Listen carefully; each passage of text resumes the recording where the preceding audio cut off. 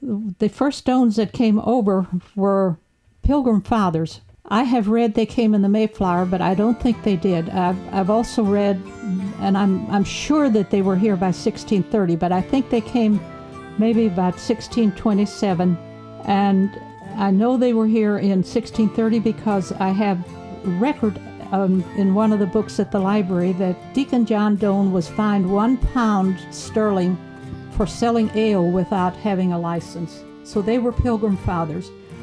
And he became very influential to Governor Winthrop, and he lived at Plymouth for a few years, then went over to Cape Cod and started Easton with about 5 or 6 other families, and he is buried in what is now the National Cemetery there, and the Doane graveyard is part of the cemetery, and his monument is still there. And then his Clement Sr. was then his son, and he worked his way down through the east and eventually came down the Ohio River exploring and so on, and he was a printer. And when he got to Tell City and Cannleton are very close to us, we're not that far from the Ohio River, and they started, he and 3 men started the Jasper Courier in Jasper, and the first issue published was March the 19th, 1858.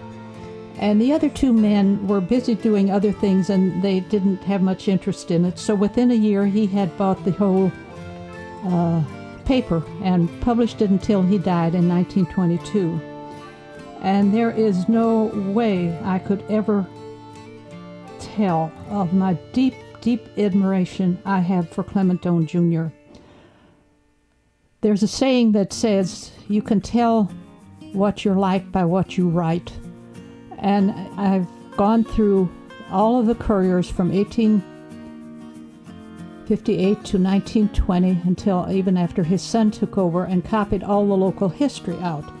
So I'm very familiar with who Clement Doane was, although I got that totally from the newspaper.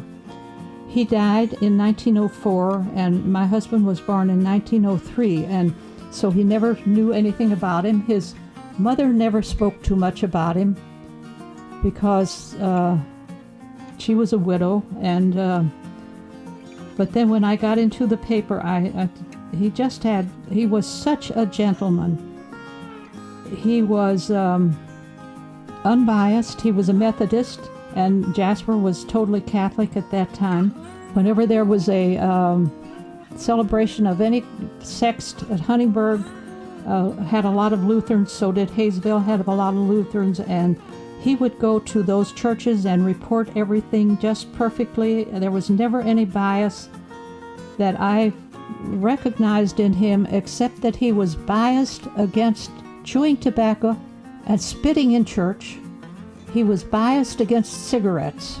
He was not biased against cigars, but he was biased against cigarettes. Bert's father took over the Courier after Clement Doane Sr. died. Ben Edmonston was a wandering soul, I guess. He roamed all over. He also went to Russia. He went to Europe, and he went to Russia, and he was there at the coronation of the last Tsar Nicholas, when they had the banquet there, and he was there with the American embassy somehow or other.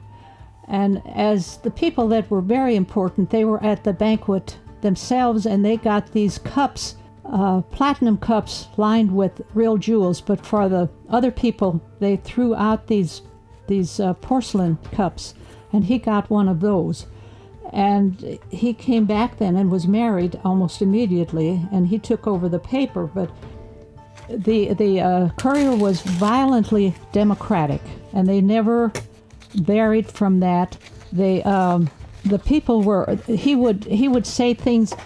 Clem was very tactful. He never antagonized the people, but Ben Ed antagonized the people. At this time, they were putting through, Jasper was getting electricity, was getting water, it was getting sewers, And when they did something wrong, Ben had it in the paper, and he didn't mind telling it like it is. His headline was fair, frank, fearless, and democratic, and he would make people very angry, important people in the town. His paper was in competition with the Jasper Herald, and the Jasper Herald was people-orientated. And so his circulation went down. And he had, the oldest boy in that family was Noble, and he worshiped that boy. And they had been saving very, very hard to have enough money to build a house. And one of our local people was connected with a bank at Indianapolis, so they would send their money up on a train. Then this Noble got the mumps, and the mumps dropped on him. And at that time, medicine was certainly not what we have today. And they took him to the doctor, and the doctor gave him some medicine. And he was fine when Ben went to the office in the morning, and when Ben walked in at noon, Noble had died.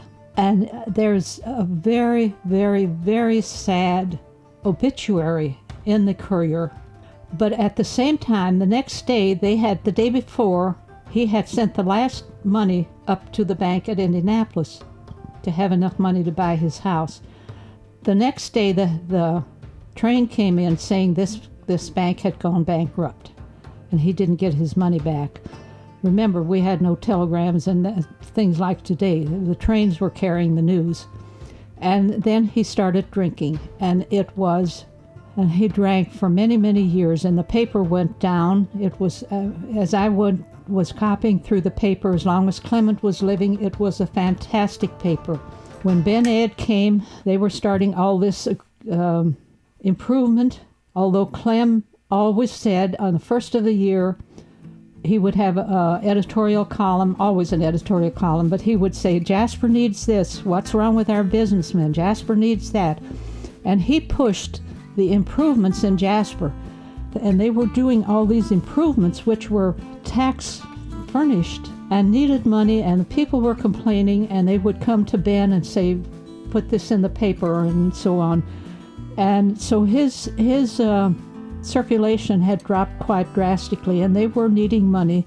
Bert's mother would say she went around selling carpets, and Bert started working in one of the factories when he was just out of grade school. He couldn't go to high school because he had to give his money to his mother so they could live, although the girls were sent to college and they became teachers. And his one brother, George, never really amounted to very much. He was lazy. He never contributed to the family. And Bert always wanted to further his education too, because he had a fantastic mind. And with supporting the family and saving so much money out of what was allowed him, he was able to go back to Chicago to an electrical school and become an electrician. And of course, that's what he did all the rest of his life. He was a very good electrician. When one of the new factories was started in Jasper, the seating company that's still running today, he was given the position of wiring the whole seating company, and he did. And he also worked as an electrician in the Jasper Chair Company.